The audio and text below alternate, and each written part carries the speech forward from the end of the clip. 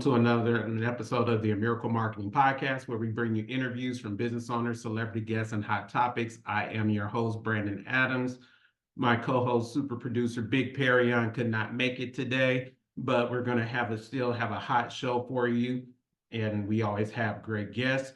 Make sure you guys hit the subscribe button, and if you would like to be a guest on today's show, send us an email to amiraclepodcast@gmail.com. On today's show, we have a very special guest. If you are into cooking, cookbooks, or anything, you're going to love this show. She founded her first American First Cookbook library, launched on August the 2nd. She has a cookbook called Pop Life, co-authored with pop icon Tiffany, if you guys remember her. And she's here based in Vegas. Without further ado, I'm going to bring on to the show our chef, author, and TV personality, Miss Alicia Shevetone. How are you today? Can I pronounce your last name right? Shevetone, very close. Yeah, people do stick an extra S in there. That's very common, but yes, Okay, there's only Shevetone. one. All right, all right. How's it going? It's going great. How are you doing today, Brandon? I'm doing excellent. Staying cool. Trying to stay cool in this 100 and what is it, 15-degree heat. Yeah, it's just like, when are we going to catch a break? I don't know. Maybe November. We'll see. Yep. So we're gonna keep it hot on this show. We're gonna talk about your August 2nd release of your book. So talk to us about that. We'll go into that first. Yeah, actually, so it was the cookbook library that launched on August 2nd. And that is at Palette Las Vegas, which is a really cool restaurant downtown in the Arts District. They are known for sort of being the restaurant where food meets art. And interestingly enough, my husband is an artist, and he's got 9 paintings in there, very, very large, 48 by 60 paintings. And we struck up, a friendship, the owners, and we've struck up a nice friendship. Also the chef, Sterling Buckley, who is very, very talented. And they agreed to serve as our first venue of hopefully what will be a national concept for this community-based cookbook library. Free self-service.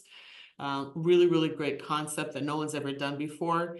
And we managed to get certified by the American Library Association, which is something very, very special because we're the first of its kind to attempt this. So it's been great. So what inspired you to write your first cookbook? My first cookbook was actually a gift from my mother. So I'm half French, half Italian. And my mom's on the Italian side. And before my 50th birthday, I was really getting into cooking. I was newly on social media. I started developing a following, and I decided that I wanted to publish my first cookbook. So I self-published. My birthday always falls right around Mother's Day. So for my 50th birthday, it was something that I did for her. Back in 2021, it was a total surprise. I still, to this day, can't believe I kept it from her, but literally just handed it to her and showed it, my picture on the front and, everything. So that was really fun, which quickly led to other projects in my second and third cookbook, and now the fourth one that's going to be coming out hopefully next year. We don't have a release date yet, but with Tiffany, called Pop Life. That's going to be my fourth. So speaking of Tiffany, Tiffany was on the show a few months ago. She was talking about when she was here in Vegas and things that you guys had going on. How did you and Tiffany meet, and how did this whole Pop Life cookbook come about? So she was here. We struck up a friendship because Tiffany, what a lot of people don't know, because they know her from her songwriting career and her musical career that is going on over 3 decades at this point, over 15 million albums sold. That she is really into food, and she has already co-authored one cookbook called with a guitar foodie called Breakfast at Tiffany's. So she was a globally inspired cookbook that she did focused just on breakfasts from touring around the world and what she loves to eat and what she loves to cook. So we were introduced through a mutual friend who is in the music business, more on the kind of the production and the lighting side. And he's like, boy, I know both of you guys separately, and I know you probably really get along because Tiffany's really into food. And I was like, yeah, sure, introduce me. So before we knew it, we struck up a conversation, which led to the event that we had back in 2023 and February of 2023 at the Space, which is Mark Chinook's place. So we did an event that was about 75 VIP covers where we did, a dinner, like a Mediterranean inspired dinner, followed by a concert. So she performed after that.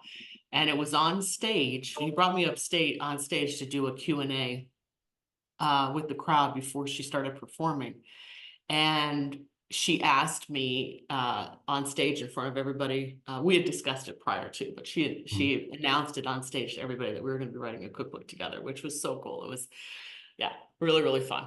So, yeah. So she was on the show. I don't think it was that far back, and you guys did an event here. Was it at the Venetian?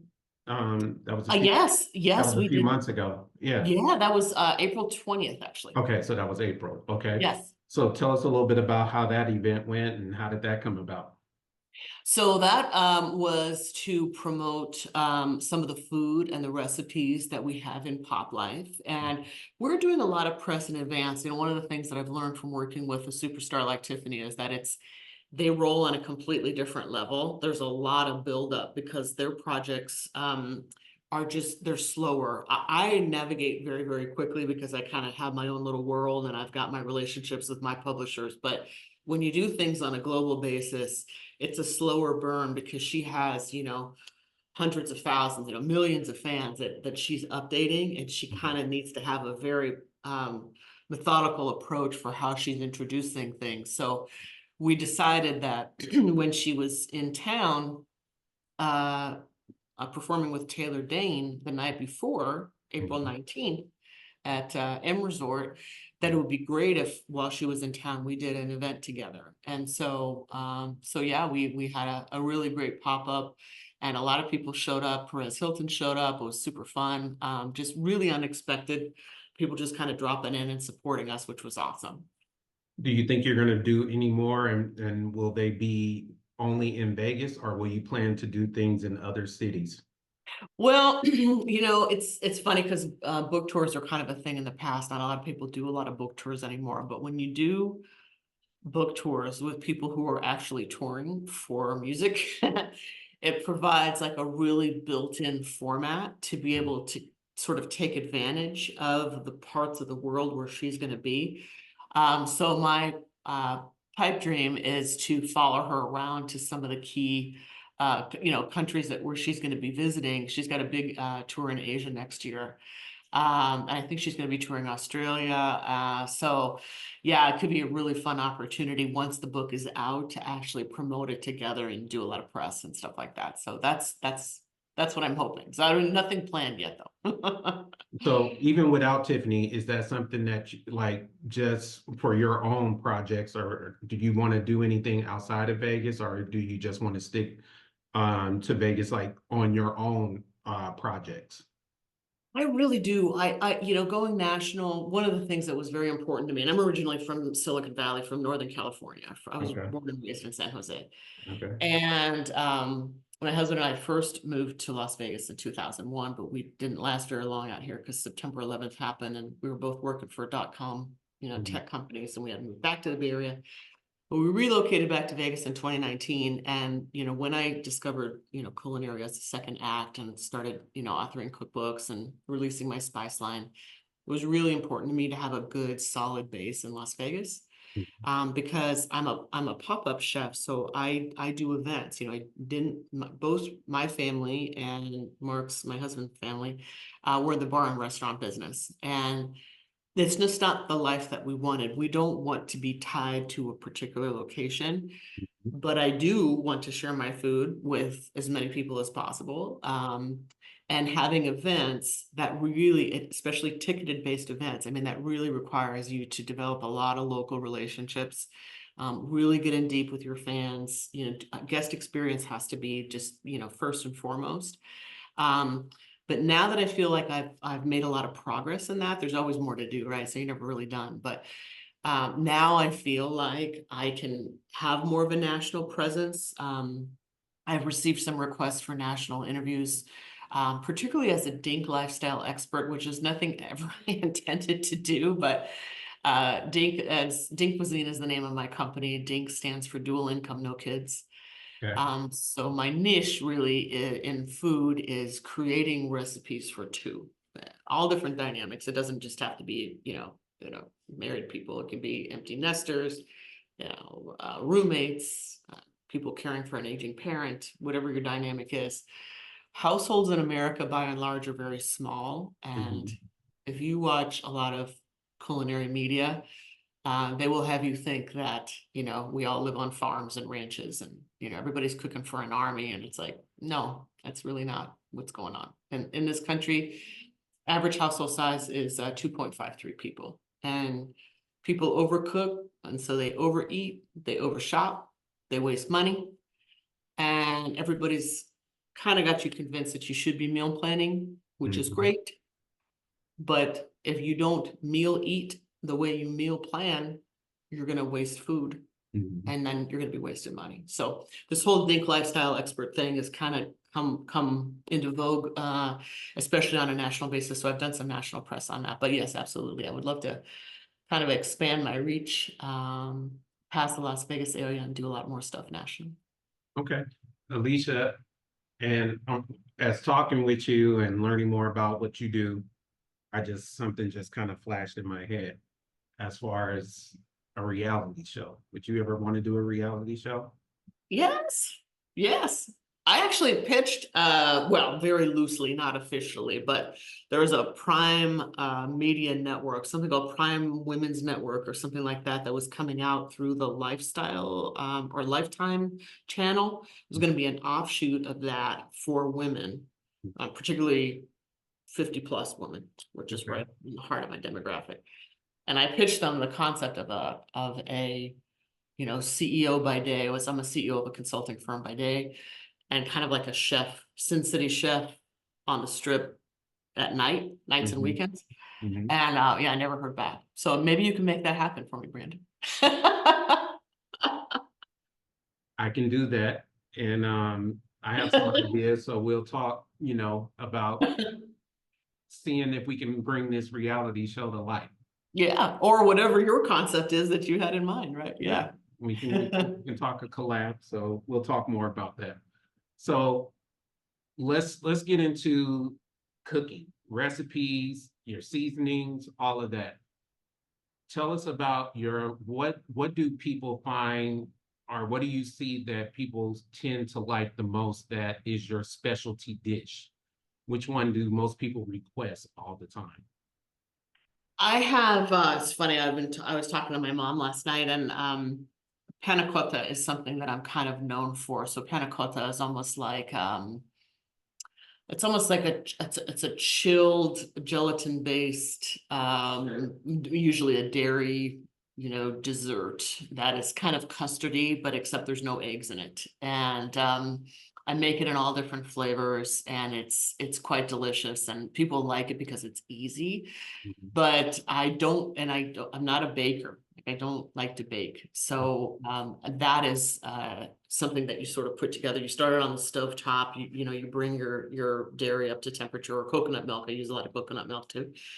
And then you set it add your gelatin, and then you set it in the refrigerator. So no oven is used, just the top of your range.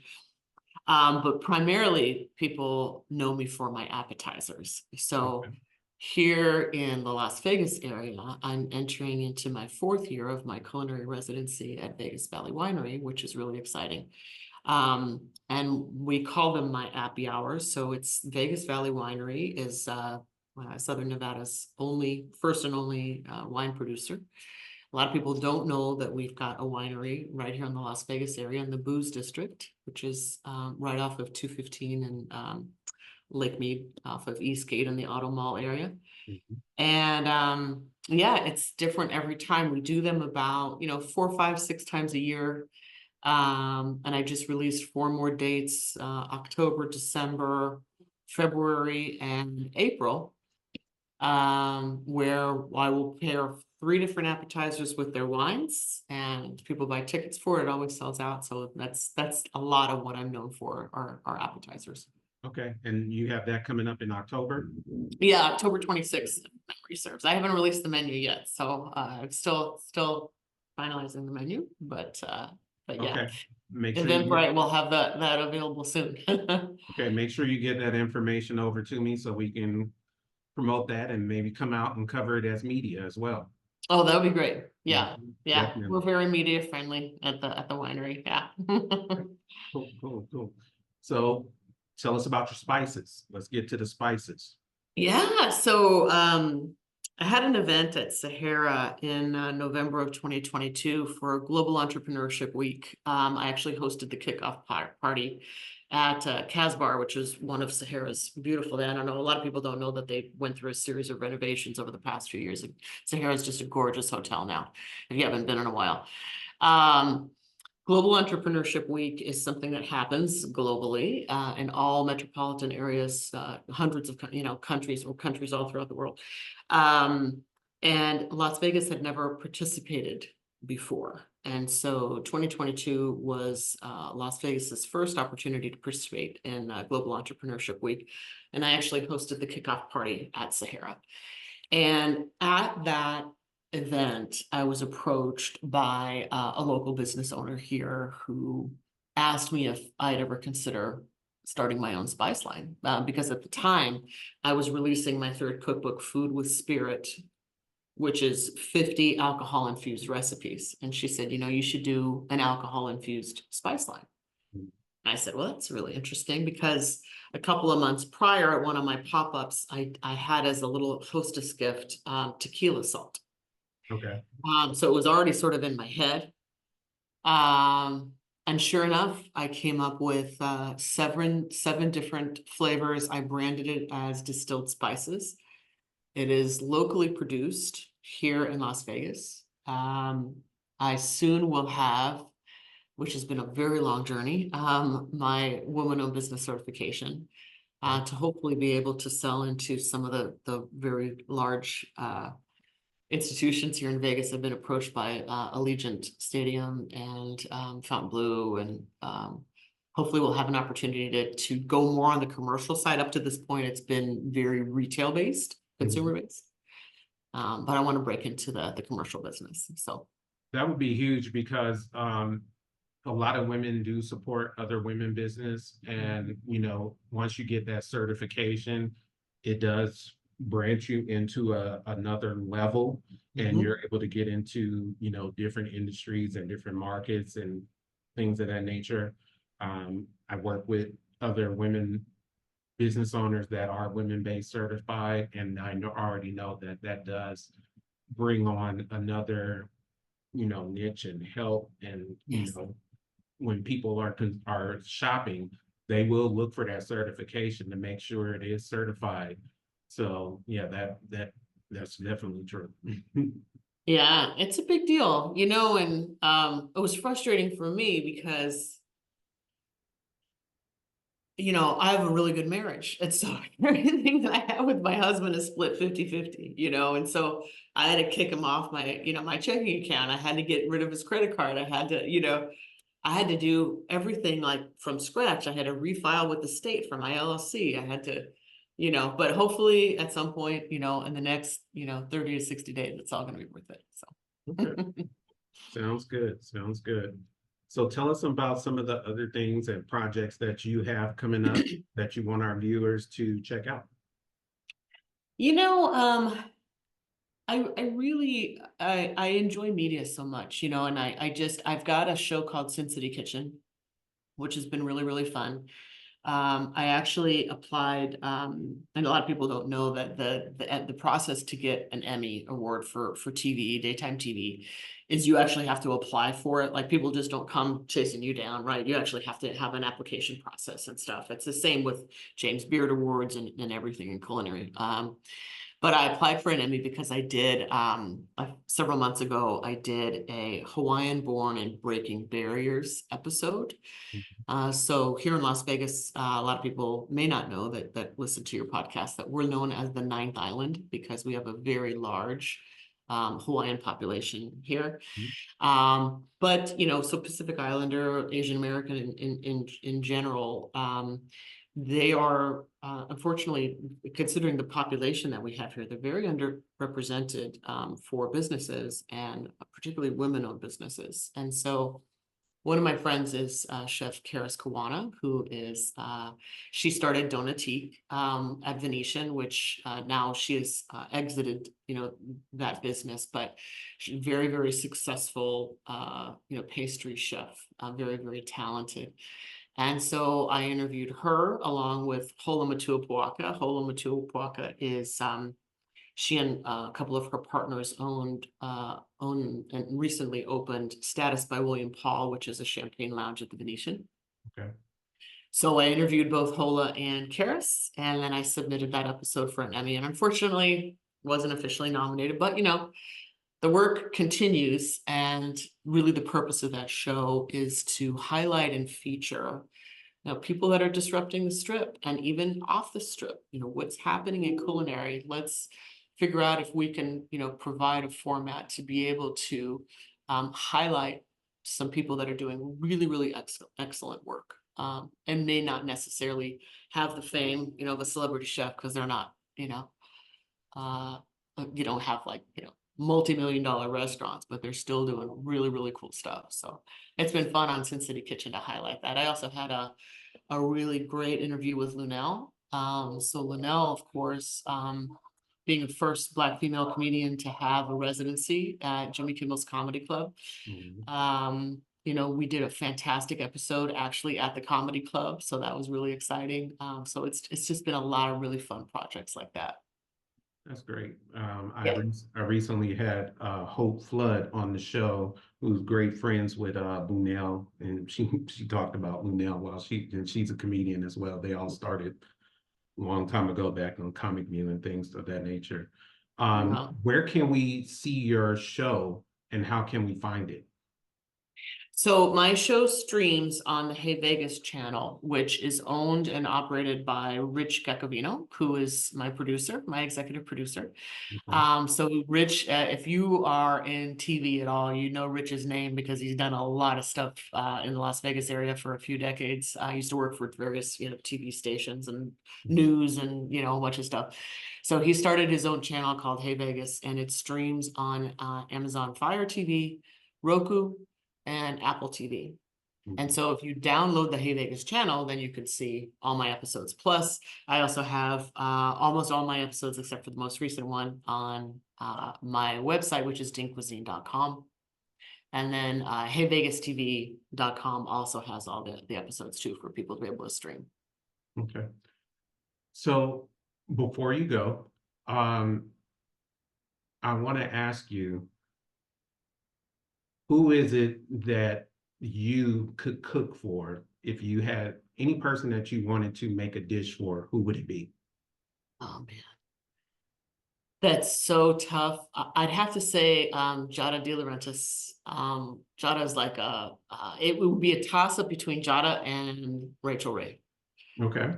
And they're very different, right? I mean, like Giada, a lot of people don't know that she went to pastry school in France. I mean, she's very, very high pedigree, and people sort of know her for TV and obviously being an author and those sorts of things. But she is incredibly knowledgeable about food, particularly because she's Italian and she was born in Italy. I aspire to one day, be as wonderful as she is. Rachel Ray came up as a home cook, which is how I came up. So I didn't go to culinary school. So it'd be a toss-up between them because Rachel, I think, is very she appeals to the demographic that I care about, right? So it's one thing to be able to say that you went to culinary school and your knife skills are on point and you do all these things and you try to do things the right way, and your food, when you're picturing stuff for Instagram, I mean, it has to be styled properly, and I believe in all of that. But I also have an immense amount of respect for Rachel Ray and the merchandising that she's done and her media. I mean, she's, you know, she's kind of like more of my generation's version of Martha Stewart, who's like, you know, I would say more boomer, right? Mhm. But I think that it would be great to cook for either one of them. So it'd be a toss up. I might have to go Rachel Ray. I might have to go Rachel Ray, but Okay. it'd be tight. It'd be tight. Okay. So I used to represent a teen celebrity chef that was on Master Chef Junior. Oh, Have you ever heard of Zach Cara? no, and you know, I don't watch any competition shows. The only competition show that I watch is Beat Bobby Flay. And Okay. so when it comes to, you know, Master Chef and like all those series, Hmm. and I love Padma Lakshmi. I mean, I love Joe Bastianich. You know, all of them. I love them all. Gordon Ramsay, but I don't watch those shows. They just Okay. don't. Okay. But no, tell me about that.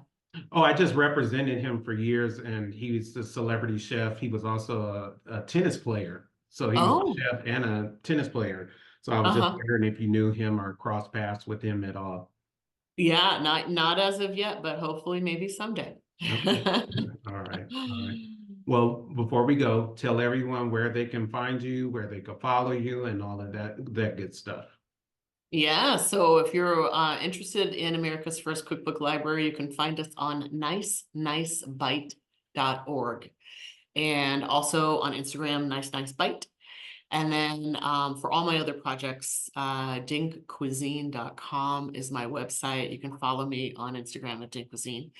And then my spice line is distilledspices.com. And of course on Instagram at Distilled Spices. All right. Well, thank you, Alicia, for taking the time out to, be on the show. I really appreciate it and sharing your projects with us.